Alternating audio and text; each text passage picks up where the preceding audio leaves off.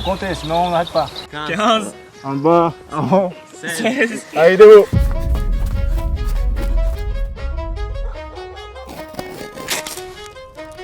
C'est des moments magiques en fait. Ah bah t'es sur YouTube, mec.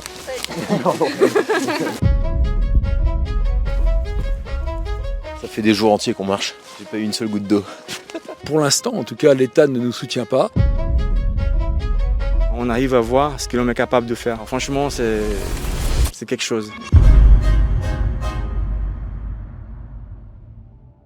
Salut à tous. Aujourd'hui, on est en Bretagne, au nord de Rennes, tout près de la forêt de Brocéliande pour aller découvrir le parcours Irvine. C'est ici que des anciens légionnaires proposent des stages de plusieurs semaines ou de plusieurs mois à des jeunes de tous bords, de tout horizon, pour se réveiller physiquement, sortir du confort, se reconnecter avec la nature et même apprendre des métiers manuels. On va passer la journée avec eux pour découvrir toutes leurs activités. Je pense que ça va vous surprendre. A few moments later. On est arrivé avec nos chaussures de parisiens, basket, etc.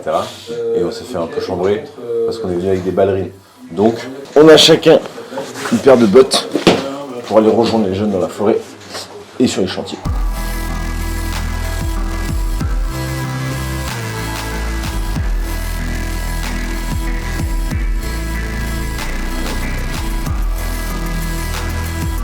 Un parcours Irvine, c'est un parcours de formation aux compétences humaines pour des jeunes en recherche de sens. Avant tout, c'est un stage de reconnexion. Reconnexion à soi-même, reconnexion aux autres et reconnexion à la Terre. Parce que la Terre, c'est à la fois notre passé et notre avenir. Là, les compétences humaines, c'est aussi les valeurs. L'honneur, la fidélité, le courage, la loyauté, l'altruisme, etc. Donc c'est développer ce qui sont les bases de n'importe quelle communauté humaine, mais en même temps d'être capable de les utiliser pour construire effectivement l'avenir ensemble. Donc toute la finalité du parcours Irvine, c'est ça, et avec un fondamental qui est la relation au vivant. Parmi ces jeunes, vous recevez quel type de profil ? On a effectivement des jeunes en très grande difficulté, SDF ou toxicomanes ou sortant de prison, mais c'est une minorité. On a une grosse masse centrale qu'on appelle les décrocheurs, donc ceux qui ont arrêté leurs études. Et puis j'ai aussi des jeunes beaucoup plus stables, des ingénieurs, des jeunes pros, des étudiants. J'ai eu toute une ribambelle de chefs scouts aussi qui sont venus à certains moments. Donc voilà, des jeunes de toutes origines qui sont capables de, pendant une période donnée, de construire ensemble. Aujourd'hui, la jeunesse est perdue parce que le monde n'a pas de sens. Parce qu'on est dans une société qui est pourrie par un seul mal, c'est l'individualisme. Qu'on appelle le bien commun ou quoi que ce soit, en fait, on a besoin de vivre en tribu, de vivre en famille, de vivre en quartier, de vivre en village, et de savoir que, à certains moments, on doit faire ce qu'on appelle des sacrifices ou des efforts ou du service pour que on puisse effectivement construire ensemble. On ne sait plus qui nous sommes, on ne sait pas où nous allons, on ne sait pas pourquoi on travaille, et dire tu travailles pour gagner ta vie, pour pouvoir consommer, mais c'est d'une pauvreté spirituelle absolument abominable. Alors, le camp Irvine propose différents stages, et là, on suit le stage ROC, reconnexion, orientation et cohésion. Et dans ce stage, qui dure 2 semaines, il y a une marche en silence, comme on est en train de suivre, où ils partent entre 24 et 48 heures pour aller bivouaquer dans la forêt, faire des feux, dormir avec les moyens du bord, etc. À quoi ça sert de faire une marche en silence ? Alors, d'une part, la plupart des jeunes n'ont plus l'habitude du silence. Soit c'est les écouteurs, soit c'est la ville, soit c'est les frères ou sœurs ou la mère qui crie, etc. Or, le silence, d'une part, ça permet à notre cerveau de pouvoir se concentrer un petit peu sur nous-mêmes, de pouvoir contempler aussi, parce que là, on est en pleine nature, il se passe beaucoup de choses. On va passer dans le champ, là. Là, c'est pas du chiquet, hein. Est-ce que parmi les jeunes que vous recevez, il y en a beaucoup qui n'ont jamais eu l'occasion ou la chance de mettre les pieds dans une forêt ? C'est la majorité qui n'ont jamais mis les pieds dans la forêt, parce qu'on a 80% de la population française qui vit en ville, et à part, je dirais, les bourgeois un peu privilégiés qui ont le temps de le faire, les jeunes de milieux plus populaires, c'est très très rare, quoi. De leur faire comprendre aussi que, bah oui, les poireaux, ça, c'est pas dans des boîtes de conserve, c'est la vie, c'est tout ça, quoi.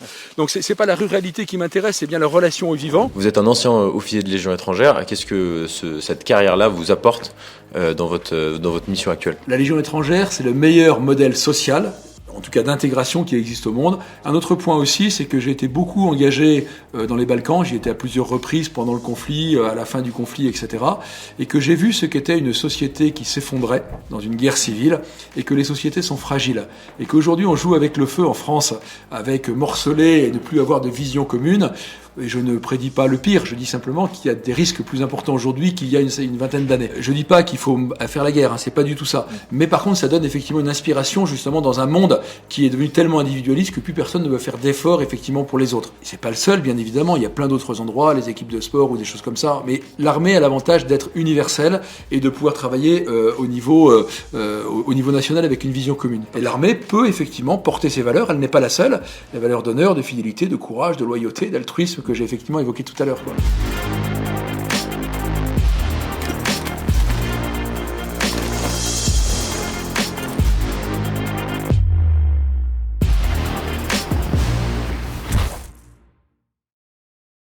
Et concrètement, comment ça se profile avec les jeunes que vous recevez? Il y a une première période de 2 semaines, où on a le maximum de mixité sociale, en pleine nature. C'est encadré par d'anciens militaires, aujourd'hui ce sont essentiellement d'anciens de la Légion étrangère, d'anciens sous-officiers, d'anciens caporaux-chefs, et là il y a une vraie déconnexion, reconnexion à soi, reconnexion aux autres, reconnexion à la terre. Après ces 15 jours, sur cette ferme ici, qui fait une quinzaine d'hectares au nord de Rennes, on a une entreprise agricole qui fait des plantes aromatiques médicinales, qui fait de la permaculture, du maraîchage, qui fait des travaux d'entretien d'espaces naturels, donc de génie écologique. On a, voilà, pour qu'on leur apprenne à travailler. Pendant 4 semaines, ils vivent en dortoir avec des règles de vie, avec des cours sur l'hygiène, sur la nutrition, sur comment utiliser les outils, et puis des chantiers, 3 jours par semaine, chantiers, en intérieur ou extérieur.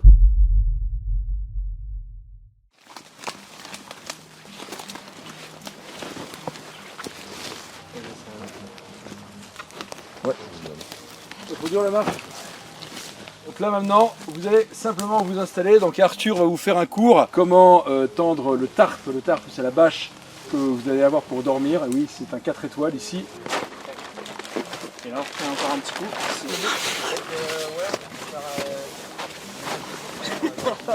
Et puis ensuite quelques éléments pour manger ce soir et d'abord allumer un feu, sachant que ni briquet, ni allumette, ni chalumeau, ni lance-flamme, ni papier, ni rien en fait. Juste la pierre à feu. Hop. Et donc là on vient poser.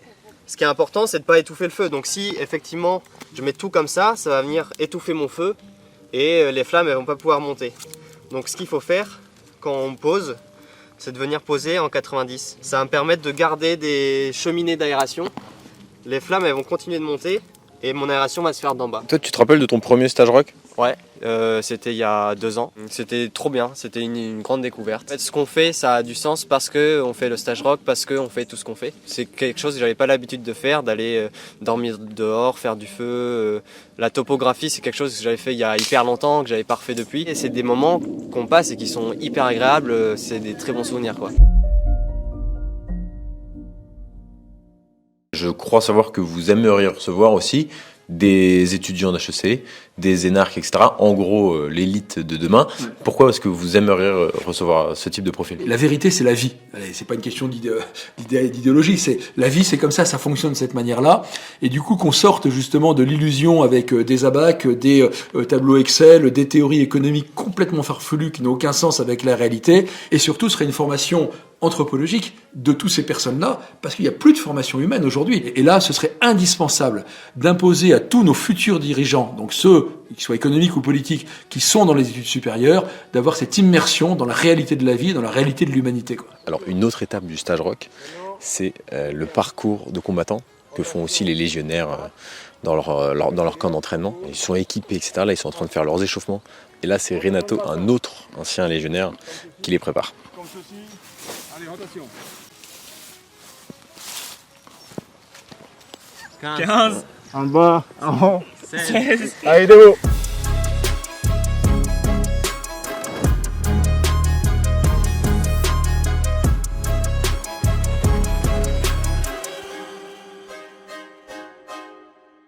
Bonjour Renato.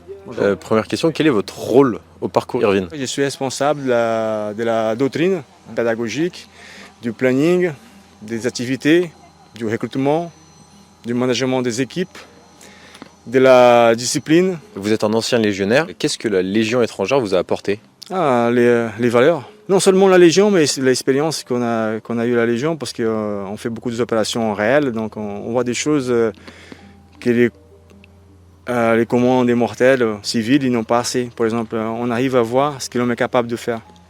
L'homme est capable de faire des choses horribles, des choses qui, même dans les films d'horreur, on ne peut pas imaginer.